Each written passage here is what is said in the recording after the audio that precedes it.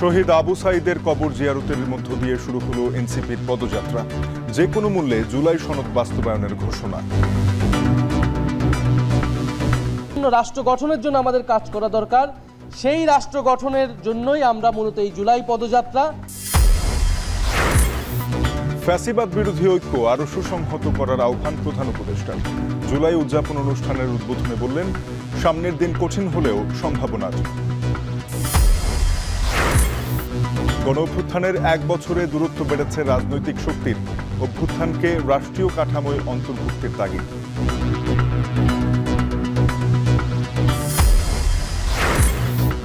প্রশাসনের সদিচ্ছার অভাবে পেছাচ্ছে জাকসু নির্বাচন, অভিযোগ শিক্ষার্থী সংগঠনের। অনভিজ্ঞতার অজুহাত কর্তৃপক্ষের।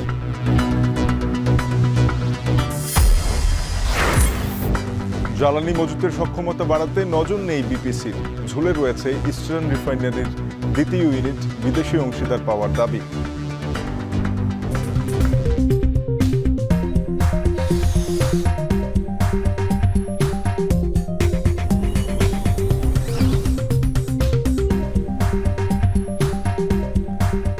শিরোনাম, স্বাগত এখন ঢাকায়, আপনাদের সাথে আছি তানজিম শাফিন।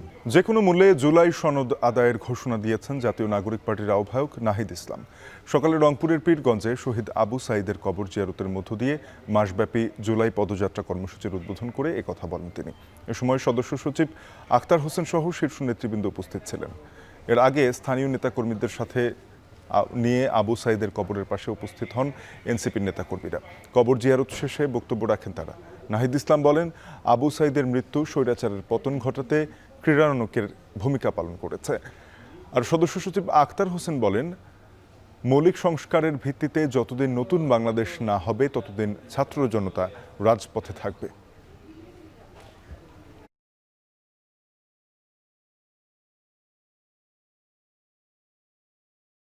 আবু সাঈদের কবর এমন এক জায়গা যেখান থেকে গোটা বাংলাদেশকে আমরা বিনির্মাণ করার সুযোগ পাই, শক্তি পাই। যতদিন পর্যন্ত না নতুন বন্দোবস্তের ভিত্তিতে, মৌলিক সংস্কারের ভিত্তিতে নতুন বাংলাদেশ গঠিত হবে, বৈষম্য বিরোধী বাংলাদেশ গঠিত হবে, বাংলাদেশে সামাজিক ন্যায় বিচার, সাম্য এবং মানবিক মর্যাদা পুনঃপ্রতিষ্ঠিত হবে, ততক্ষণ পর্যন্ত ছাত্র জনতার নেতৃত্বে জাতীয় নাগরিক পার্টি এনসিপির এই সংগ্রাম অব্যাহত থাকবে। বুলেটের সামনে বুক চিতিয়ে দাঁড়িয়েছিল, সেটাই জুলাই গণঅভ্যুত্থানে আমাদের অনুপ্রেরণা ছিল। আবু সাঈদের কবর থেকে পুনর্ব্যক্ত করছি যে একটি নতুন বাংলাদেশ গড়তে হলে আমাদের অবশ্যই বিচার সংস্কার এবং গণপরিষদ নির্বাচনের মাধ্যমে নতুন সংবিধানের দিকে যেতে হবে। যে লক্ষ্যে ছাত্র জনতা শহীদ হয়েছেন সে লক্ষ্য বাস্তবায়নে আবার নতুন করে শপথ নেওয়ার আহ্বান জানিয়েছেন প্রধান উপদেষ্টা ডক্টর মোহাম্মদ ইউনূস। তিনি বলেন, জুলাই ছিল গণতন্ত্র পুনরুদ্ধারের লড়াইয়ের ডাক। সকালে প্রধান উপদেষ্টার কার্যালয়ে মাসব্যাপী জুলাই গণঅভ্যুত্থান উদযাপন অনুষ্ঠানে উদ্বোধন শেষে কথা বলেন অন্তর্বর্তী সরকার প্রধান। বলেন, এই কর্মসূচি মূল লক্ষ্য জনগণকে গণতান্ত্রিক অধিকার সম্পর্কে সচেতন করা, রাজনৈতিক দায়বদ্ধতার দাবি জানানো এবং সংস্কারের সুযোগ হারিয়ে না ফেলা। স্বৈরাচার যেন কোনোভাবেই মাথা চাড়া দিতে না পারে, সেজন্য প্রতি বছর জুলাই উদযাপনের আহ্বান জানান প্রধান উপদেষ্টা। জুলাই গণঅভ্যুত্থানের সময় যে ঐক্য তৈরি হয়েছিল, এই জুলাইয়ে এসে আবার সেই ঐক্য আরও সুসংহত করার আহ্বান জানান তিনি। জনগণ যখন জেগে ওঠে তখন কোনো শক্তি তাকে রুখে দিতে পারে না। সে বিশ্বাস নিয়ে আমি আজ আপনাদের আহ্বান জানাই, আসুন এই জুলাই মাসকে পরিণত করি গণজাগরণের মাস, গণজাগরণের মাসে, ঐক্যের মাসে। এই অনুষ্ঠানমালার মাধ্যমে জুলাই আগস্ট মাস জুড়ে আমরা গত বছরের প্রতিটি দিনকে আবার পুনর্জীবিত করব, যে লক্ষ্যে আমাদের তরুণ ছাত্ররা, জনতা, রিক্সা চালক, শ্রমিক, কিশোররা শহীদ হয়েছিল, আহত হয়েছিল, সেই লক্ষ্য বাস্তবায়নে আমরা আবার নতুন করে শপথ নেব এই অনুষ্ঠানমালার মাধ্যমে, এবং সেটা আমরা প্রতি বছর করব, যাতে স্বৈরাচার আবার কোনো রকমের কোথাও মাথাচাড়া দিতে না পারে। জুলাইয়ের প্রথম প্রহরে শহীদ মিনারে জাতীয় সঙ্গীত আর মোমবাতি প্রজ্বলনের মধ্য দিয়ে শহীদদের স্মরণ করে ছাত্রদল। কর্মসূচিতে অংশ নিয়ে বিএনপি নেতারা বলেন, শহীদের আত্মত্যাগ স্মরণ করে নতুন আকাঙ্ক্ষা বাস্তবায়নে এগিয়ে যেতে হবে। সাজিদ আরাফাতের প্রতিবেদন।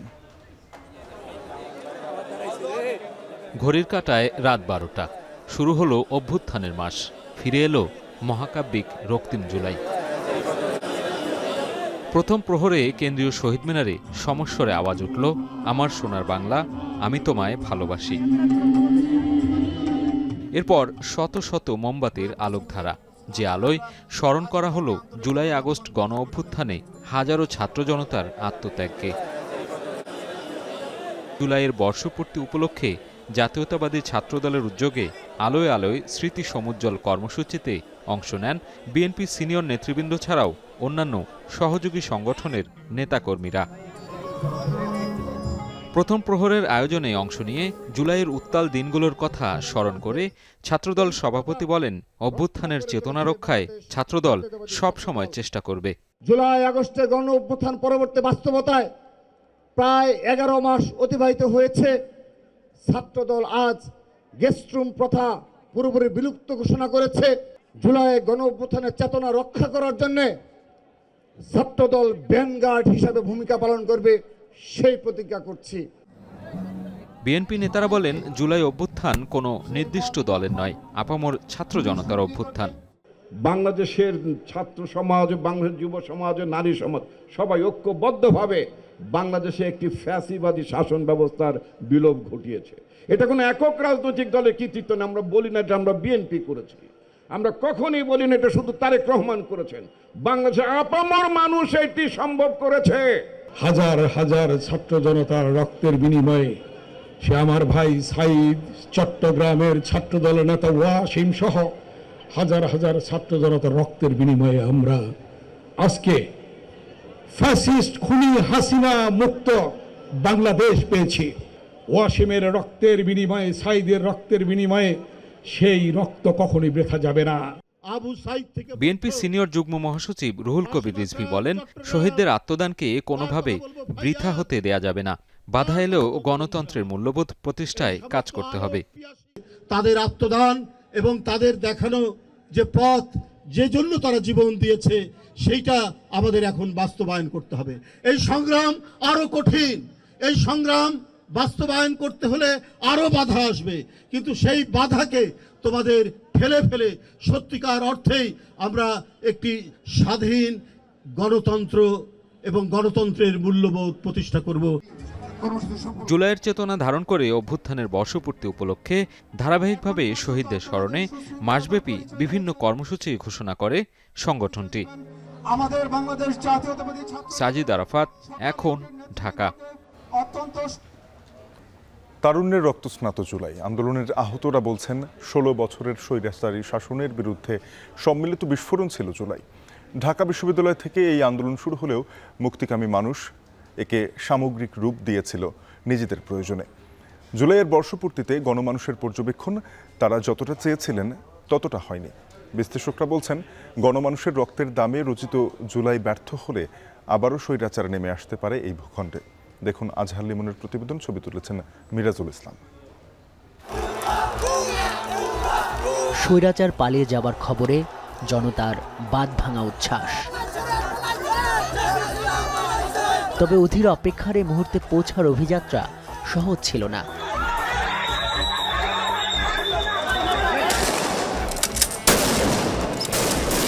কত তরুণ, কত কিশোরের ক্ষত বিক্ষত লাশ, বুলেট বিঁধে থাকা শরীর, কত আতঙ্কের নির্ঘুম রাত শেষে এক 5 আগস্ট।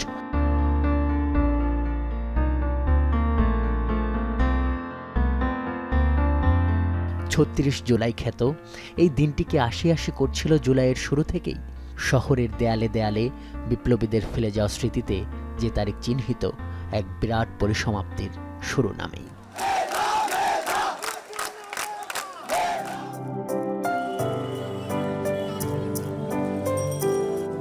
ইট কাঠের দূষিত বাতাসের শহরে এক টুকরো অবসর খ্যাত এই ঢাকা বিশ্ববিদ্যালয়। আড্ডা খুনসুটির ছায়া ঘেরাই ক্যাম্পাস থেকেই আরেকবার আসলো ইতিহাসের বাক বদলের ডাক, এবং নিঃসন্দেহে এটা শুরু কোটা সংস্কার আন্দোলন নামেই। ঢাকা ইউনিভার্সিটির আন্দোলনে লিড দিচ্ছে বা তারা আমাদেরকে যেভাবে নির্দেশনা দিচ্ছে আমরা সেভাবে আন্দোলন করছি তা না, যার যার মতো করে রাস্তায় নামছে। আমাদের তো 14 তারিখ পর্যন্ত এটা আন্দোলন ছিল শুধু কোটা নিয়ে। তো আমরা 14 তারিখের পরে যখন আমাদেরকে রাজাকার ট্যাগ দিল, রাজাকার ট্যাগ দেওয়ার পরে আমাদের মধ্যে একটা ক্ষোভ তৈরি হলো যে আমরা কেন রাজাকার এখানে, আমরা তো যৌক্তিক আন্দোলন করছি। সত্যি কথা বলতে যে 15ই জুলাই তো আসলে আমরা আসলে এগুলো ভাবি নাই যে আমাদেরকে বাইরে থেকে মানুষ এনে আমাদের আহত করা হবে, আমাদের ভাই বোনেরা আমাদেরকে মারবে। তখন আমাদের মধ্যে একটা জিনিস ছিল যে লাশ যখন পড়ছে, আমাদের ভাই যখন মারাই গেছে, আমাদের ভাইরা যখন মারা গেছে, তখন তো এই আন্দোলন আসলে কোটা বিরোধী আন্দোলন আর থাকে না। যারা শহীদ হয়েছেন তাদেরকে কোটা বিরোধী আন্দোলনের জন্য শহীদ হয়েছেন বললে আমার মনে হয় শহীদদের অপমান করা হয়।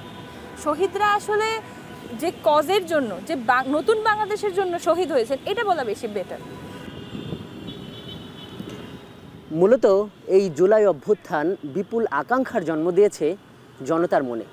তারা এখন এই রাষ্ট্রের আমূল পরিবর্তন চায়। তারা আশা করেছিল স্বৈরাচার পতনের এই অভূতপূর্ব ঘটনা সেবা, রাজনীতি কিংবা সরকারে মানুষের অধিকারের পক্ষে একটা বড় পরিবর্তন আনবে, কিন্তু তার হয়েছে কতটা?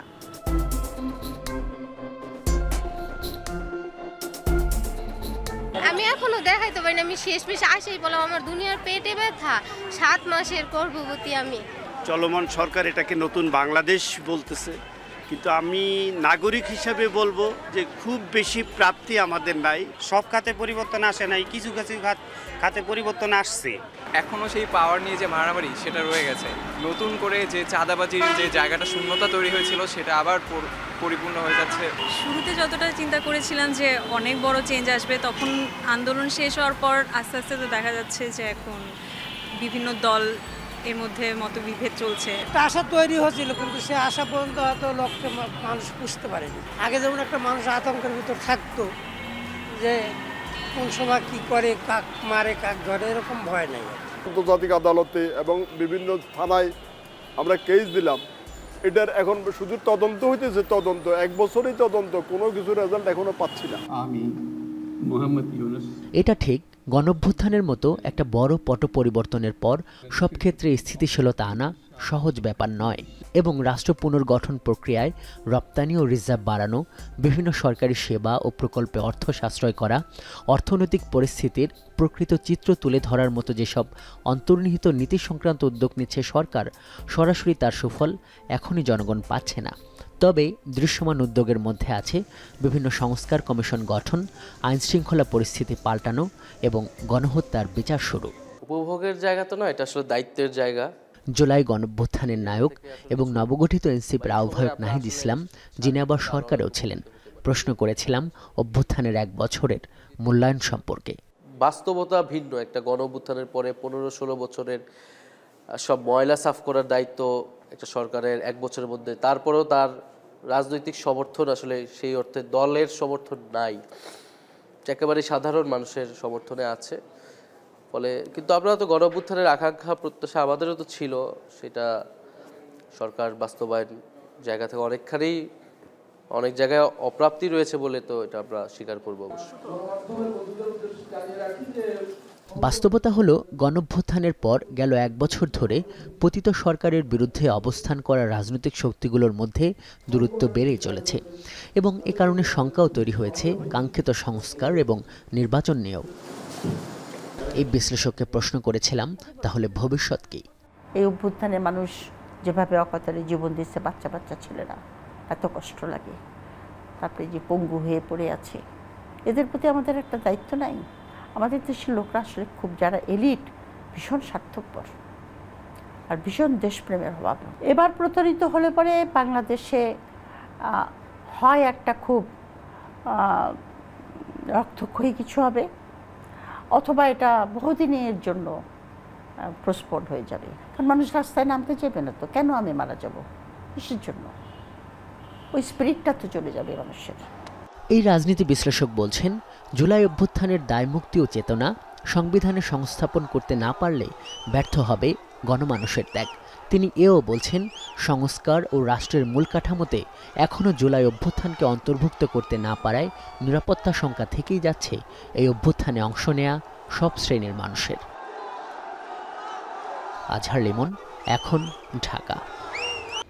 জুলাই আগস্টের গণঅভ্যুত্থানের সংঘটিত মানবতাবিরোধী অপরাধের মামলায় শেখ হাসিনা, আসাদুজ্জামান খান কামালের বিরুদ্ধে অভিযোগ গঠনের শুনানি চলছে। সরাসরি সম্প্রচার করা হচ্ছে শুনানি, সেখানে যুক্তিতর্ক তুলে ধরছেন প্রসিকিউশন। আমরা সরাসরি যুক্ত হব সেখানে। এবং আমি সরাসরি চলে যাচ্ছি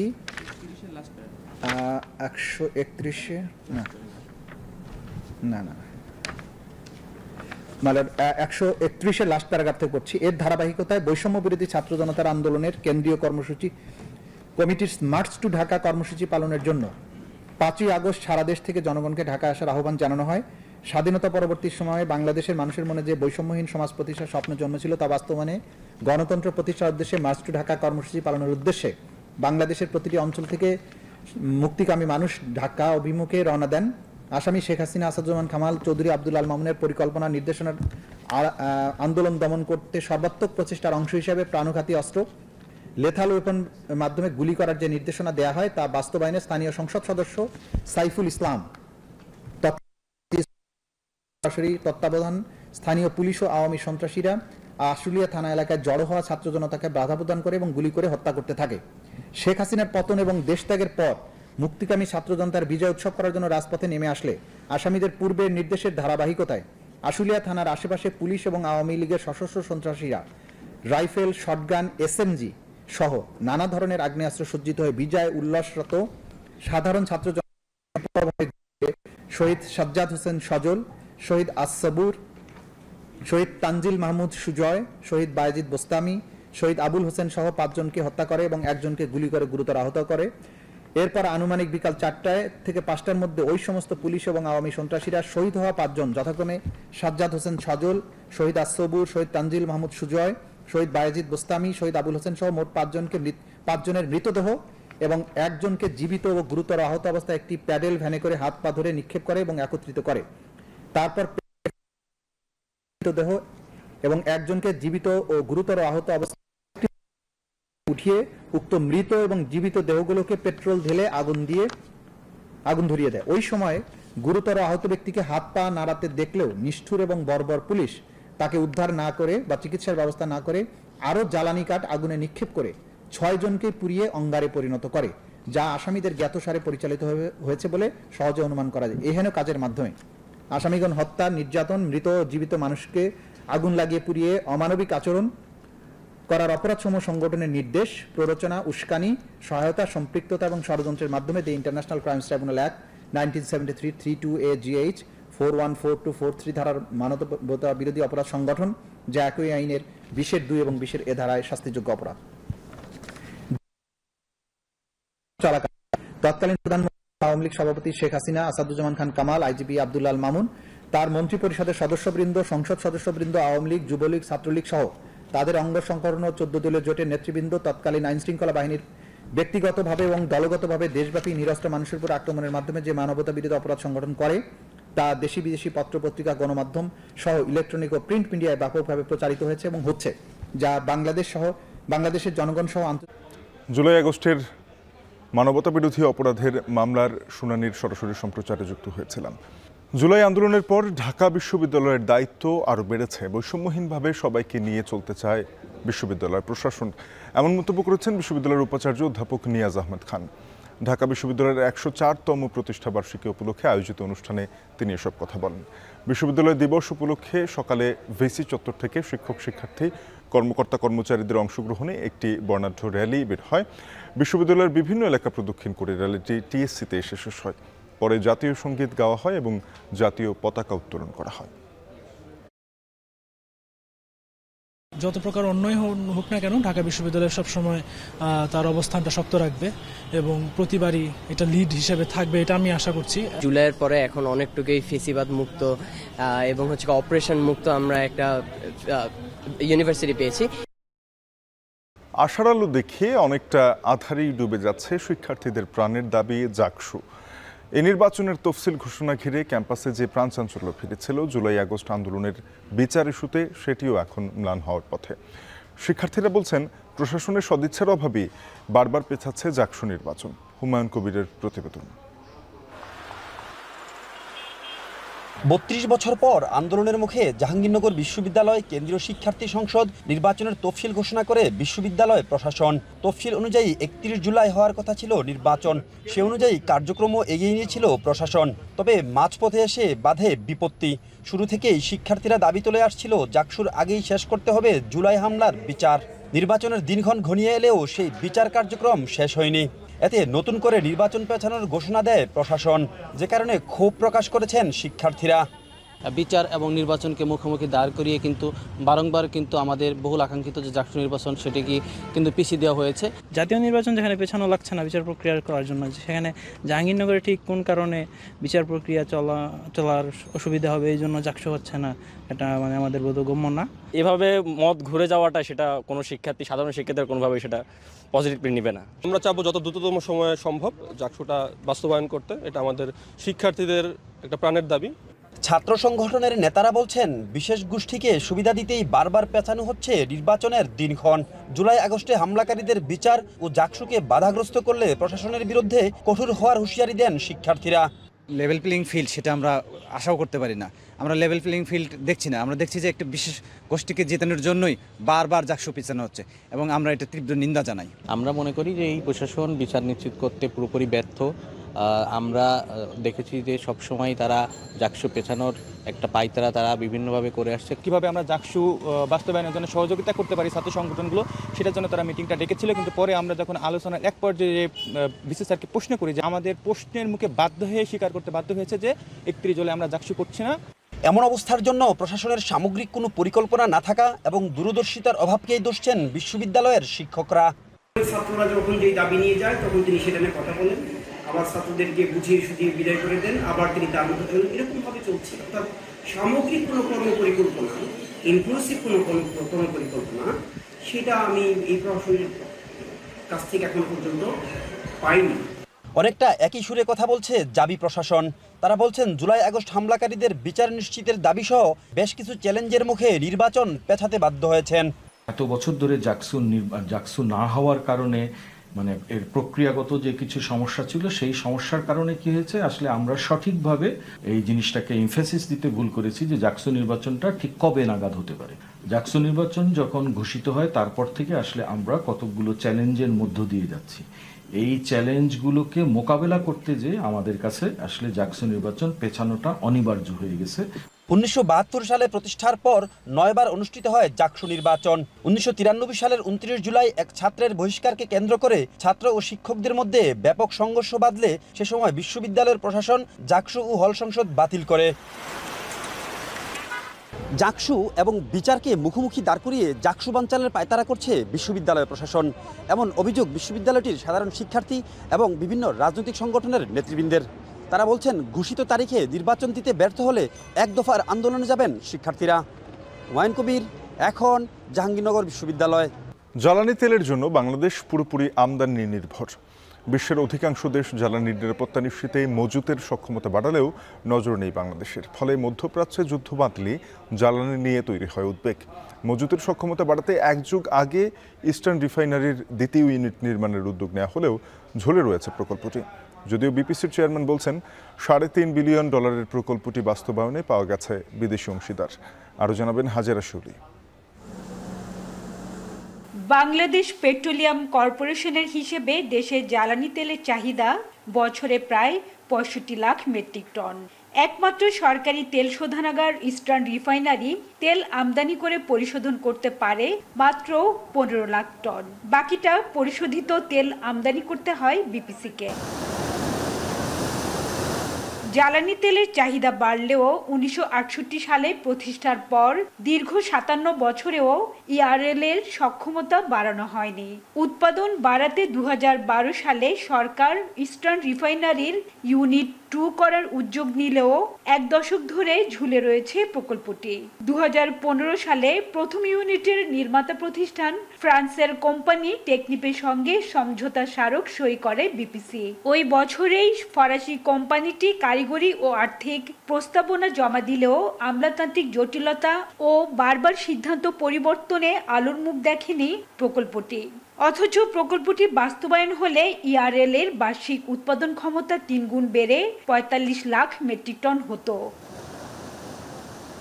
মজুদের সক্ষমতা কম থাকায় বিশ্ব বাজারে জ্বালানি তেলের মূল্য বাড়লে বা মধ্যপ্রাচ্যে যুদ্ধ বাঁধলে জ্বালানি তেল নিয়ে উদ্বেগ বাড়ে। এর মধ্যে সৌদি আরব ও কাতারের জ্বালানি খাতের বিভিন্ন প্রতিষ্ঠান এ বিষয়ে আগ্রহ দেখালেও 2024 সালের জুলাইয়ে বিতর্কিত প্রতিষ্ঠান এস আলম গ্রুপের অর্থায়নে প্রকল্পটি করার সিদ্ধান্ত নেয় আওয়ামী লীগ সরকার। যদিও সরকার পতনের পর প্রকল্পটি স্থগিত হলেও অন্তর্বর্তী সরকার আসার পর বিপিসি নতুন করে প্রকল্পটি সচল করে। যদিও গত এক দশকে প্রকল্প ব্যয় 3 গুণ বেড়ে হয়েছে প্রায় 36,500 কোটি টাকা। বিশেষজ্ঞরা বলছেন দ্বিতীয় ইউনিট থাকলে কম দামে অপরিশোধিত জ্বালানি তেল আমদানি করে পরিশোধন করতে পারত ইস্টার্ন রিফাইনারি। এতে সাশ্রয়ী দামে জ্বালানি তেল কিনতে পারত মানুষ। রিফাইন অয়েল আমদানি করলে প্রচুর পরিমাণে ব্যয় বেড়ে যায়। তো রিফাইন অয়েল আমদানি করলে লাভ হয় কন্ট্রাক্টরদের। সরকারের মধ্যে একটা ক্রিয়াশীল শক্তি, একটা গোষ্ঠী, তারা লাভবান হয়। পলিটিক্যাল আমলা এরা সব নানাভাবে লাভবান হয়, যে কারণে সেই অবস্থাটা ভেঙে এরকম একটা অবস্থা তৈরি করার দিকে অনীহা ছিল। যদিও বিপিসি চেয়ারম্যান বলছেন প্রকল্পের নকশা ও জমি সবকিছু প্রস্তুত থাকলেও $3.5 বিলিয়ন এই প্রকল্প বিপিসির একার করা সম্ভব নয়। প্রকল্পের অর্থায়নে বিনিয়োগ অংশীদার পাওয়া গেছে, খুব দ্রুতই তা চূড়ান্ত হবে। যদিও বিদেশি বা বেসরকারি খাতে না দিয়ে সরকারি অর্থায়নে জ্বালানি খাতের প্রকল্প বাস্তবায়নের পরামর্শ বিশেষজ্ঞের। $3.5 বিলিয়ন যে প্রকল্পকে লক করা বা এটাকে ফিক্স করে ফেলা কিন্তু আসলে চট করে হয়ে যায় না। এটার জন্য অনেক এফোর্ট লাগে এবং একটু সময়ও লাগে। বাট আমরা খুবই আশাবাদী within a very short span of time maybe আমরা এটাকে এর মধ্যেই করে ফেলতে পারবো। প্রতিযোগিতাবিহীন বিনিয়োগ আহ্বান করা আর এইরকম ভাবে সকল প্রতিযোগিতা আহ্বান করে আপনি বিনিয়োগকারী সিলেকশন করা, আলটিমেটলি লক্ষ্য উদ্দেশ্য একই থাকলে এই প্রতিযোগিতা আসলে লোক দেখানো, লোক ঠকানো। ERL-2 হবে অত্যাধুনিক প্রযুক্তির। ইউরো 5 স্ট্যান্ডার্ড হওয়ায় এতে পরিশোধিত তেলের মান হবে অনেক ভালো, পরিবেশ বান্ধব ও টেকসই।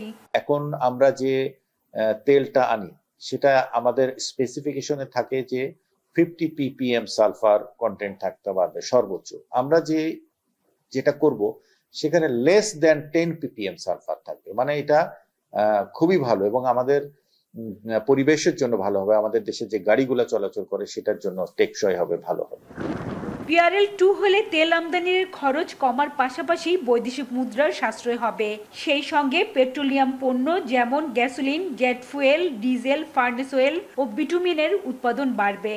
ইস্টার্ন রিফাইনারির 57 বছরের ইতিহাসে চলতি অর্থ বছরে রেকর্ড সর্বোচ্চ 15,30,000 মেট্রিক টন তেল পরিশোধন করেছে। হাজারের শিউলি, এখন চট্টগ্রাম। ঢাকা ও ময়মনসিংহ রেঞ্জের অন্তর্ভুক্ত জেলার থানাগুলোতে আজ থেকে চালু হচ্ছে অনলাইন জিডি সেবা। এতে সেবা গ্রহীতারা ভোগান্তি কমবে বলে আশা করছেন সংশ্লিষ্টরা। এ নিয়ে আরও জানাতে ময়মনসিংহের কোতোয়ালি মডেল থানা থেকে যুক্ত হয়েছেন হারুনুর রশিদ। হারুন, জানাবেন অনলাইন সেবা থেকে কিভাবে উপকৃত হবেন প্রান্তিক জনপদের মানুষ?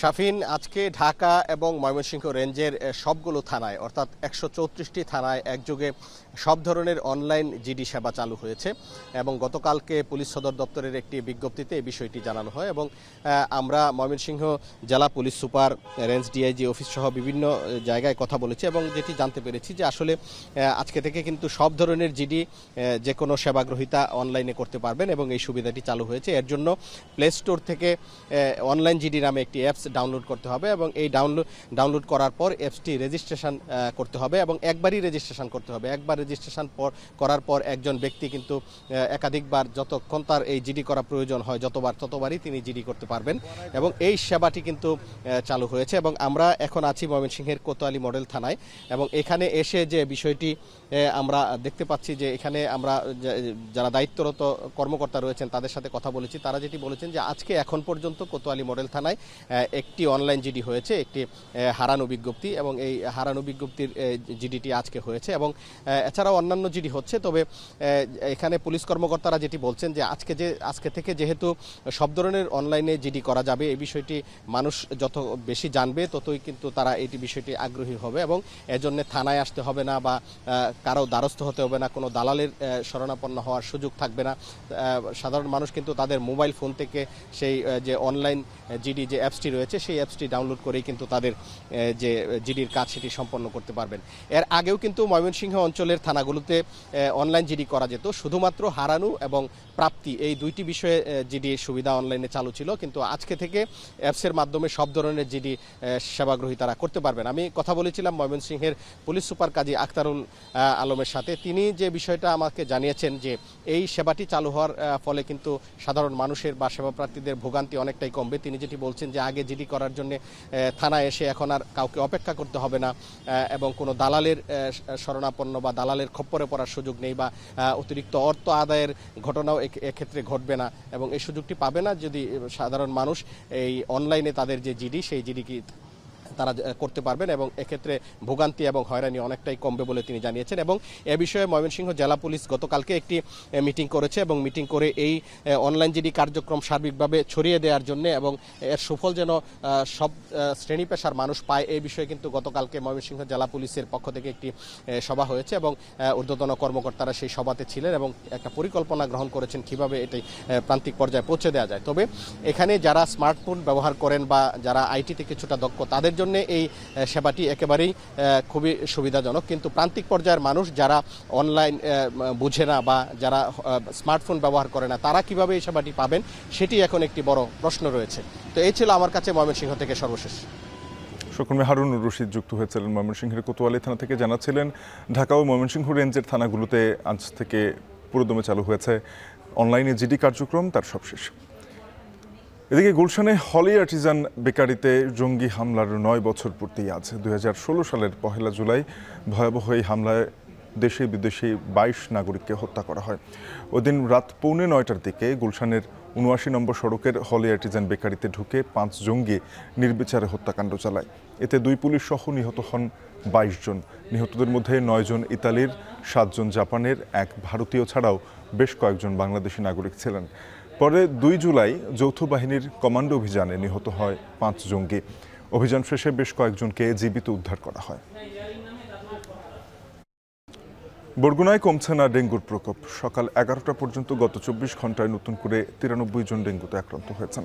সরকারি হিসেবে মৃত্যুর সংখ্যা 6, বেসরকারি হিসেবে 20-এর অধিক। ডেঙ্গু পরিস্থিতির সবশেষ জানাতে বরগুনা সদর হাসপাতাল থেকে যুক্ত আছেন সহকর্মী জিয়াদ মাহমুদ। জিয়াদ, জানাবেন যে জেলায় মোট আক্রান্তের সংখ্যা কত ছাড়ালো, রোগীদের সেবায় কী ধরনের পদক্ষেপ নিচ্ছে হাসপাতাল কর্তৃপক্ষ, কোনো ধরনের চিকিৎসা সরঞ্জামের সংকট রয়েছে কিনা? শাফিন, আজকে সকাল 11টায় যে তথ্যটি পেয়েছে তাতে দেখা যাচ্ছে যে রোগীর সংখ্যা, আক্রান্তের সংখ্যা 3000 ছাড়িয়েছে। একটি বিষয় আপনাকে প্রথমে জানিয়ে রাখি যে আমার পেছনে 2টো লিফট রয়েছে হাসপাতালের এবং ঠিক 12টা পর্যন্ত আমরা দেখেছিলাম যে লিফট দুটি বন্ধ রয়েছে এবং এই লিফট দুটি মাসের মধ্যে 15 দিন বন্ধ থাকে। নানা কারণে এটি নষ্ট হয় বলে অভিযোগ রয়েছে এখানকার রোগী ও স্বজনদের। তো এই বিষয়টিকে একেবারে অবহেলার দৃষ্টিতে দেখছে বলেও অভিযোগ এখানে যারা রোগী স্বজন রয়েছেন তারা বলছেন যে গণপূর্ত বিভাগ আসলে এই বিষয়টিকে গুরুত্ব দিচ্ছেন না এবং এর ফলে কিন্তু রোগী ও স্বজনদের যেমন ভোগান্তি বাড়ছে, একই সাথে যে চিকিৎসকদের কিন্তু সেবা কার্যক্রম ব্যাহত হচ্ছে। কেননা এই যে ডেঙ্গু ওয়ার্ডটি এটি 6ষ্ঠ তলায় রয়েছে, হাসপাতালে ওঠা নামার ক্ষেত্রে বেশ বিড়ম্বনায় পড়তে হচ্ছে। আর যেটি বললেন যে গত 24 ঘন্টায়, আজকে সকাল 11টা পর্যন্ত যে তথ্য, গত 24 ঘন্টায় নতুন করে 93 জন ডেঙ্গু রোগী শনাক্ত হয়েছে। ডেঙ্গুর যে স্রোত এটি কিন্তু থামছেই না উপকূলীয় জেলা বরগুনায়। মৃত্যুর মিছিল বাড়ছে, যেটি এখানে সরকারি হিসেবে রয়েছে 6 জন মারা গিয়েছে এবং বেসরকারি হিসাব বলছে যে মৃতের সংখ্যা কিন্তু 20 জনের বেশি।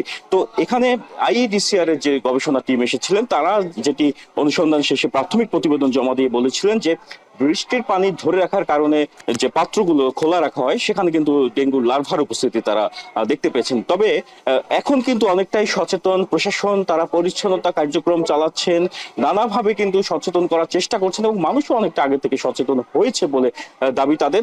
তারপরেও কেন এত ডেঙ্গুর প্রাদুর্ভাব? তবে একটি বিষয় যে জলবায়ু গবেষক যারা রয়েছে তারা বলছেন যে উপকূলীয় এলাকাসমূহে জলবায়ুর একটা নেতিবাচক প্রভাব পড়েছে জলবায়ু পরিবর্তনের, কেননা বৃষ্টির পর যে গরমটা আছে এটি কিন্তু এডিসের বংশ বিস্তারে অনেকটা সহায়ক। তবে এটিকে নিয়ে আরো গবেষণার প্রয়োজন আছে বলে তারা মনে করছেন। এদিকে হাসপাতালে সংকট বলতে যেটি হাসপাতালে আইসিইউ, সিসিইউ কিংবা ডেঙ্গুর জন্য অতি প্রয়োজনীয় যে সেল সেপারেটর মেশিন সেটিও কিন্তু নেই। এখানে যারা আসছেন একই সাথে আপনাকে জানিয়ে রাখি তারা কিন্তু একবারে শেষ সময়ে বরগুনায় চলে আসছেন, এর কারণে এখানে চিকিৎসা না পেয়ে অন্যত্র যাওয়ার সময় কিন্তু অনেকে মারা যাচ্ছেন বলে আমাদের কাছে তথ্য হয়েছে। তো এই ছিল বরগুনার হাসপাতাল থেকে ডেঙ্গু পরিস্থিতির সবশেষ তথ্য। শাফিল। জিয়াদ মাহমুদ বরগুনার ডেঙ্গু পরিস্থিতির সবশেষ জানাচ্ছিলেন। এবারে দেশের বাইরের খবর। দাবদাহ বিপজ্জনক রূপ নিয়েছে ইউরোপের দক্ষিণাঞ্চলে। ইতিহাসের উষ্ণতম জুন মাস রেকর্ড করার পথে স্পেন। তীব্র গরমে ভ্রমণ সতর্কতা জারি করেছে যুক্তরাজ্য, জার্মানি, সুইডেন, নরওয়ে আর অস্ট্রিয়া। দাবানল থেকে বাঁচতে তুরস্কে ভিটেমাটি ছেড়ে পালিয়েছেন 50,000 মানুষ। ইউরোপে এটি নিউ নর্মাল সতর্কতা জাতিসংঘের। বিস্তারিত জানাচ্ছেন নুজহাত কামাল। বছরের প্রথম দাবদাহেই হাঁসফাঁস করছে যুক্তরাজ্য। সোমবার লন্ডনে তাপমাত্রা 33 ডিগ্রি সেলসিয়াসে পৌঁছায়। মঙ্গলবার আরও 1 ডিগ্রি বাড়তে পারে বলে আভাস রয়েছে। গরমে সারা দেশে স্বাস্থ্য সতর্কতা জারি বুধবার পর্যন্ত। পুরো ইউরোপ মহাদেশেই চড়ছে তাপমাত্রার পারদ। তীব্র গরমে ভ্রমণ সতর্কতা জারি করেছে যুক্তরাজ্য, জার্মানি, সুইডেন, নরওয়ে আর অস্ট্রিয়া। চলতি সপ্তাহে জার্মানিতে তাপমাত্রা 40 ডিগ্রি সেলসিয়াস ছাড়াবে বলে শঙ্কা রয়েছে। বেলজিয়াম, হাঙ্গেরি, স্লোভেনিয়া এমনকি নেদারল্যান্ডসের মতো গরমে অনভ্যস্ত দেশগুলোতেও অস্বস্তি চরমে। আইবেরিয়ান উপদ্বীপ অঞ্চলে তাপমাত্রা 40 ডিগ্রি ছাড়িয়েছে আগেই। দুদিন আগেই 1965 সালের রেকর্ড ভেঙে জুনের নতুন সর্বোচ্চ তাপমাত্রা 46.6 ডিগ্রি সেলসিয়াস রেকর্ড করে পর্তুগাল। দ্বিতীয় সর্বোচ্চ রেকর্ডটি ছিল 2017 সালে 45 ডিগ্রিরও কম। গরমের তীব্রতায় 18 অঞ্চলের মধ্যে 7টি, প্রায় 2/3 এলাকাতে জারি রয়েছে সর্বোচ্চ আবহাওয়া সতর্কতা red alert. Well, we're drinking a lot, that's the main thing, and we're taking a lot of taxis. We're not walking very much. We're taking taxis and trams. ইতিহাসের উষ্ণতম জুন মাস রেকর্ড করার পথে পাশের দেশ স্পেন।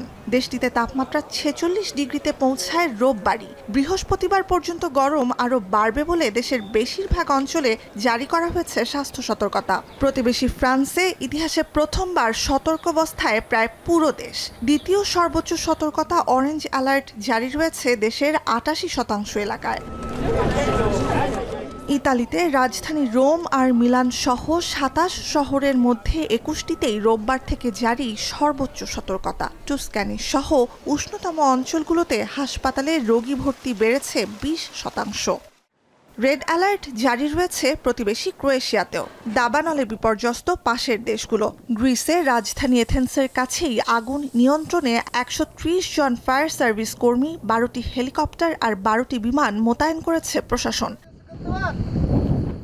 গ্রীষ্মের শুরুতেই ভয়াবহ দাবানল নিয়ন্ত্রণে হিমশিম খাচ্ছে তুরস্ক। পশ্চিমাঞ্চলীয় প্রদেশ ইজমিরে দাবানলের দ্বিতীয় দিনে তীব্র বাতাসে আগুন আরও ছড়াচ্ছে। বাড়িঘর ছেড়ে নিরাপদ আশ্রয়ের খোঁজে ছুটছে 5 অঞ্চলের 2.5 লাখের বেশি মানুষ। নুজহাত কামাল, এখন বিশ্ব। এবারে খেলার খবর। বাংলাদেশ ক্রিকেটের মান বাড়াতে এবার বিসিবির সঙ্গে যুক্ত হচ্ছেন আইসিসির একসময়ের বর্ষসেরা আম্পায়ার সাইমন টফেল। 3 বছরের পরিকল্পনায় তাকে দেশে নিয়ে আসছে ক্রিকেট বোর্ড। কিন্তু মাঠের খেলার চিত্র বদল করতে কতটা কার্যকরী হবেন সাবেক এই আম্পায়ার, বিস্তারিত জানব জুবায়েরের প্রতিবেদনে। দায়িত্ব নিয়ে বিসিবি সভাপতি আমিনুল ইসলাম বুলবুল বলেছিলেন ক্রিকেট বোর্ডের কার্যক্রম নিয়ে একটা টি-20 ইনিংস খেলতে চান তিনি। সেটারই একটা প্রচেষ্টা দেখা গেল সোমবারের দীর্ঘ বোর্ড সভায়। অনেক আলোচনা আর সিদ্ধান্তের মধ্যে আলোচিত হচ্ছে অস্ট্রেলিয়ার সাবেক আম্পায়ার সাইমন টফেলের বিসিবিতে যুক্ত হওয়ার খবর। কাজ করবেন বাংলাদেশের আম্পায়ারদের নিয়ে। সাইমন টফেলকে আমরা তার আন্ডারে আমরা তাকে 3 বছরের এটা কন্ট্রাক্ট, 3 বছরে ফেজ 1 ফেজ 2 ফেজ 3-তে গিয়ে করা হবে। প্লাস বেসিক্যালি এটা দিয়ে আমরা আরও কিছু 10-15-20 জন আম্পায়ার ট্রেনার তৈরি করা হবে। ঘরোয়া ক্রিকেটে মানহীন আম্পায়ারিং এর অভিযোগ বেশ পুরানো। কখনো রাজনীতি, কখনো বা ব্যক্তিগত পছন্দ বদলে দেয় ঘরোয়া ক্রিকেটে মাঠের ফলাফল। সেই সঙ্গে বদলে যায় ক্রিকেটারদের ক্যারিয়ারের গ্রাফটাও। বিসিবির চাওয়া সাইমন টফেল কেবল আম্পায়ারদের মান উন্নয়নেই কাজ করবেন না, সেই সঙ্গে আম্পায়ার ট্রেনার তৈরির কাজটাও করবেন এই অস্ট্রেলিয়ান। বিপিএল, ডিপিএল কিংবা ঘরোয়া ক্রিকেটের অন্যান্য পর্যায়ে ক্রিকেটারদের পারফরমেন্স মূল্যায়নে সহায়ক হয়ে উঠবে বিসিবির এই উদ্যোগ, যা বদলে দিতে পারে ঘরোয়া ক্রিকেটের মান। সেই সঙ্গে জাতীয় দলে খেলোয়াড়দের পাইপলাইন হবে শক্তিশালী। আমাদের বিয়েতে সভা শেষে আমিনুল ইসলাম বুলবুল বলেন, এমন কিছু করে যেতে চান যা পরবর্তী কমিটিগুলোর জন্য কাজের মানদণ্ড হিসেবে বিবেচিত হবে। সাইমন টোফেলের সংযুক্তি সেই প্রচেষ্টারই অংশ, তবে সেই উদ্দেশ্য কতটা সফল হবে তা নির্ভর করবে ক্রিকেট সংশ্লিষ্টদের ভূমিকার উপরেও। একটা এফেক্টিভ এবং স্ট্রং গভর্নেন্স যেখানে থাকে সেটা নিয়ে আমরা কাজ করছি। সেটা জুবায়ের আহমেদ, এখন প্রোগ্রামের একটা অংশ। শেষ করবো এখন ঢাকা যাবার আগে শিরোনামগুলো জানাবো আরেকবার। আবু সাইদ লো সালাম আজকে এই দিনে আবু সাইদ তোমায় মনে পড়ে আবু সাইদ তোমায় মনে পড়ে আজকে এই দিনে শহীদ আবু সাইদের কবর জিয়ারতের মধ্য দিয়ে শুরু হলো এনসিপির পদযাত্রা। যে কোনো মূল্যে জুলাই সনদ বাস্তবায়নের ঘোষণা। রাষ্ট্র গঠনের জন্য আমাদের কাজ করা দরকার, সেই রাষ্ট্র গঠনের জন্যই আমরা মূলত এই জুলাই পদযাত্রা। স্বৈরাচার রুখতে প্রতি বছর জুলাই উদযাপন করতে হবে বললেন প্রধান উপদেষ্টা। মাসব্যাপী কর্মসূচির উদ্বোধন, ফ্যাসিবাদ বিরোধী ঐক্য আরও সুসংহত করার আহ্বান। গণঅভ্যুত্থানের 1 বছরে দূরত্ব বেড়েছে রাজনৈতিক শক্তির। অভ্যুত্থানকেও রাষ্ট্রীয় কাঠামোর অন্তর্ভুক্তির তাগিদ।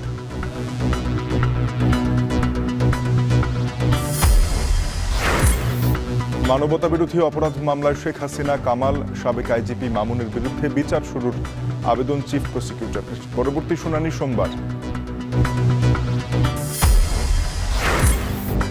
এবং জ্বালানি মজুতের সক্ষমতা বাড়াতে নজর নেই বিপিসির। ঝুলে রয়েছে ইস্টার্ন রিফাইনারির দ্বিতীয় ইউনিট, বিদেশি অংশীদার পাওয়ার দাবি।